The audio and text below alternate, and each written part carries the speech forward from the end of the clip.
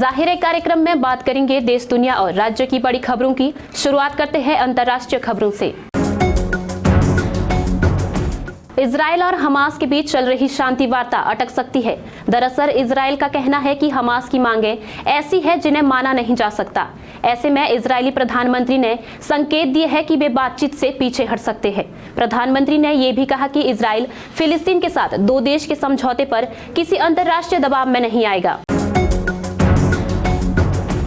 रूसी राष्ट्रपति Vladimir Putin के धुर विरोधी विपक्षी नेता अलेक्सी नवलिनी की मौत की शनिवार को पुष्टि हुई। देश भर में इसे लेकर विरोध जताया जा रहा है। अलेक्सी नवलिनी की मौत के बाद 32 रूसी शहरों में कार्यक्रमों में 400 से अधिक लोगों को हिरासत में लिया गया है।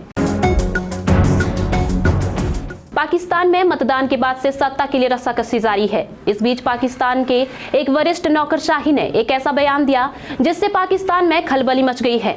नौकरशाह अफसर ने न्यायपालिका और पाकिस्तान चुनाव आयोग की आलोचना करते हुए कहा कि चुनावी गड़बड़ियों में सेना से लेकर सुप्रीम कोर्ट के चीफ जस्टिस तक शामिल है। अब बात करेंगे राष्ट्रीय खबरों की। भारत और फ्रांसीसी नौसेना ने बंगाल की खाड़ी के ऊपर संयुक्त अभ्यास किया।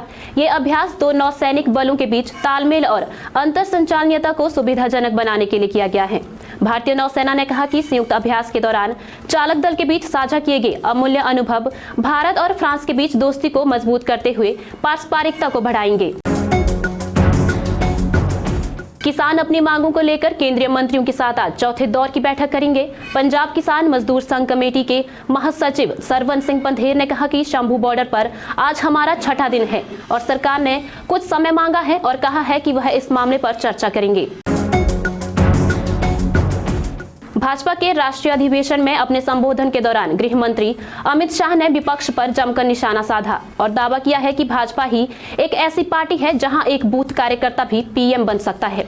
शाह ने कहा कि भाजपा में बूथ का काम करने वाला एक व्यक्ति देश का राष्ट्रपति भी बन सकता है और प्रधानमंत्री भी बन सकता है। ये सहूलियत केवल भाजपा में उपलब्ध है क्योंकि हमने पार्टी को लोकतांत्रिक बनाकर रखा है। अब बात करेंगे राज्य की प्रमुख खबरों की। मुख्यमंत्री सुखविंदर सिंह सुक्खू ने वित्त वर्ष 2024-25 का बजट पेश कर सब पर सुख की फुहार बरसाई। 58,444 करोड़ रुपए के बजट अनुमानों में उन्होंने कई वर्गों को कुछ न कुछ देने का प्रयास कर बजट अनुमान रखे हैं और आत्मनिर्भर हिमाचल का संकल्प लिया।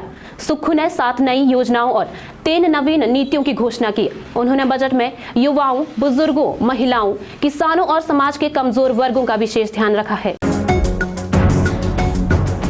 देश की 62 छावनियों में सिविल क्षेत्र को नगर निकाय में मिलाने को लेकर कवायद अंतिम चरण में है। रक्षा मंत्रालय की ओर से हिमाचल के शहरी विभाग के माध्यम से जिला उपायुक्त की अगुवाई में छावनी में सिविल क्षेत्र के सर्वेक्षण को लेकर टीम गठित की गई है। उपायुक्त मनमोहन शर्मा के आदेशों के बाद डगशाई में एसडीएम सोलन पूनम बंसल की अध्यक्षता में बैठक का आयोजन किया गया। कुल्लू व लाहौल स्पीति जिले में मौसम ने एक बार फिर करवट बदली है। 13,050 फीट ऊंचे रोहतांग दर्रा, कोकसर, सिसु सहित लाहौल की ऊंची चोटियों पर हल्का हिमपात हुआ है।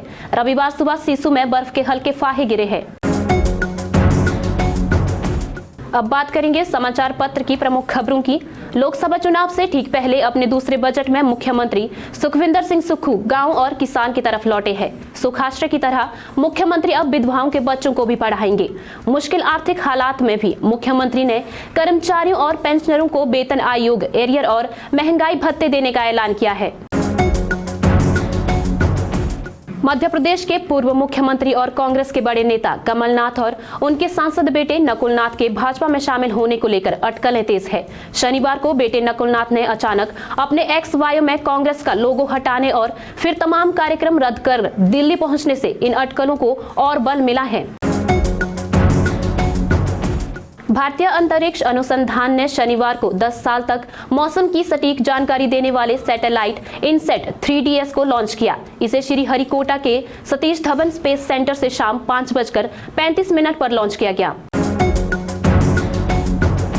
अब बात करेंगे रोजगार से जुड़ी कुछ जानकारी की। रेलवे भर्ती बोर्ड सहायक लोको पायलट भर्ती के लिए ऑनलाइन आवेदन प्रक्रिया कल यानी 19 फरवरी को बंद कर देगा। उम्मीदवार अपने ऑनलाइन आवेदन अपने संबंधित आरआरबी की आधिकारिक वेबसाइटों के माध्यम से कल तक जमा कर सकते हैं। आरआरबी एएलपी 2024 भर्ती कुल 5,696 सहायक लोको पायलट रिक्तियों को भरने के लिए आयोजित की जा रही है। जाहिर है कार्यक्रम में बस इतना ही। बने रहे दिव्या हिमाचल टीवी के साथ।